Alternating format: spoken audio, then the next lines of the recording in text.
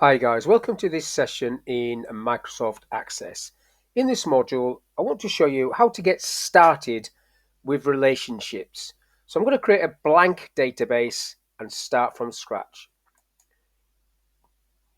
Now you name the database at this stage, so I'm going to call it relationship and then click on create. What you have here is a blank table, which I'm just going to get rid of because I don't want to do it like that. What I suggest you do in Access is you click on create and create your own tables in design. So I want to create three little tables. So what you've got here, look, table design. If I click on that one, it would be back to square one, but I'm going for this design. And you're in the back end of Access where you can set properties, data types, make notes, adjust the default settings and things like that. But I'm going to go for a customer table. So customer ID is going to be my first field. I press my tab key. You have data types, and I want this to be an automatic number, and I also want this to be the primary key. So that means it cannot be duplicated, and every time I add a new customer, it will give me a new number.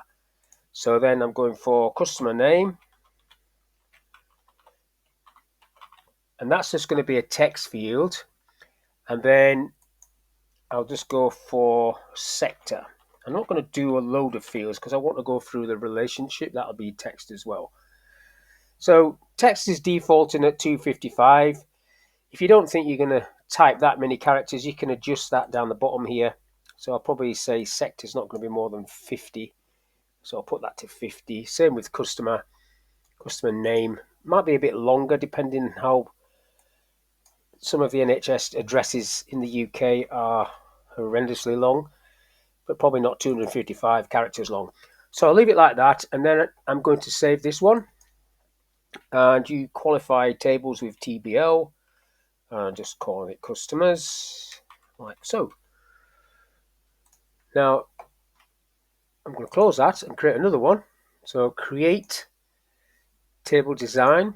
So now this is going to be courses. So if I go course ID, and then that can be auto number as well. I just typed the letter A and it did that for me. And that also wants to be the primary key. So what I need in this table is the customer field, the what's called the foreign field. So I'm going to put customer ID there. And this one is not going to be the primary key, but it is going to be a number field because the customer ID in this table is auto number, but it's a number field. So that needs to be a number field as well. And then we'll have course, and that'll just be text, and then level, which will also be text. Now I could have a sort of lookup list there. In fact, I will do a little lookup list. So you've got down here, you've got lookup wizard, or you can go down the bottom where you've got lookup there, and then you can just select one of these options. So I'm going for combo box, and then you've got different options in here. So if I want to type a list, I need to select value list from this arrow at the top, value list, and then I can type a list underneath, which is just going to be L1 semicolon L2 semicolon L3, like so. I've got primary key, so I'll save that, and I need to call this TBL courses. Okay, to that, and just close this down. Now, relationship wise, what I want to do is link customers to courses. Now, it's not a natural link. You probably would have another table called sales and have that as a joining table, which I'll just show you first of all where you should create a relationship. So if I go to database tools, you've got this relationship icon. You click on that. This pane comes up on the right hand side, which is basically just duplicating this pane, so I don't need to go over there. I'm just going to drag these on. Now I've got no data in this database at the moment, but I have got the field. So one customer, I'm going to say can have many courses. So you just basically drag it across like that. It's coming up with a one-to-many link, which is great.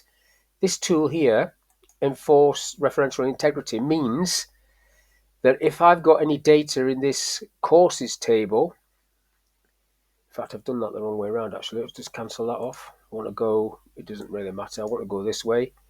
So it's customer ID in there. It's still going to be one-to-many. So just like the look of it there. So customers to customer ID in courses. That's it. So enforced referential integrity, which would mean you cannot create a customer in this table, i.e. a customer number, that does not exist in this table. So it's a good thing to have. And sometimes when you've already got data in tables, you can't tick that. You can still create the join, but you won't have this symbol that's going to appear now. The one-to-many, the one-to-infinity symbol, like so. Now I'm going to get rid of that for a second, because if I do a primary key to a primary key, what you get then is what's called a one-to-one link. One-to-one, I'll just create that. Basically, that means that one customer could only have one course or select one course. Sometimes that's okay.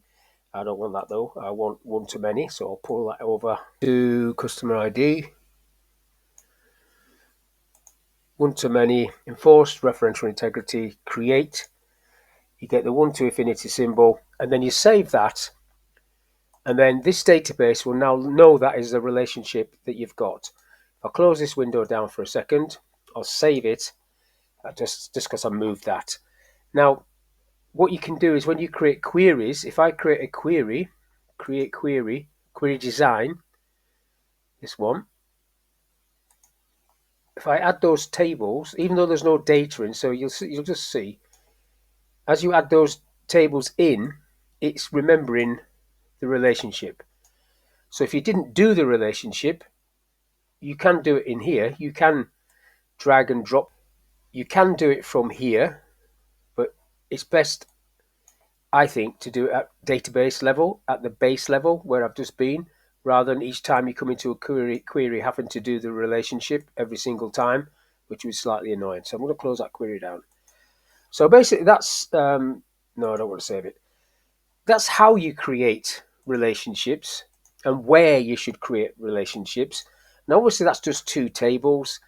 Like I said, you'd probably in this case have a sales table, and then the sales table would be a joining table. So you'd have courses linking into the sales table and customers linking into the sales table, and that would be how this would work. And basically, then you would have like a many-to-many relationship. But the main relationship types are one-to-many, one-to-one, and many-to-many.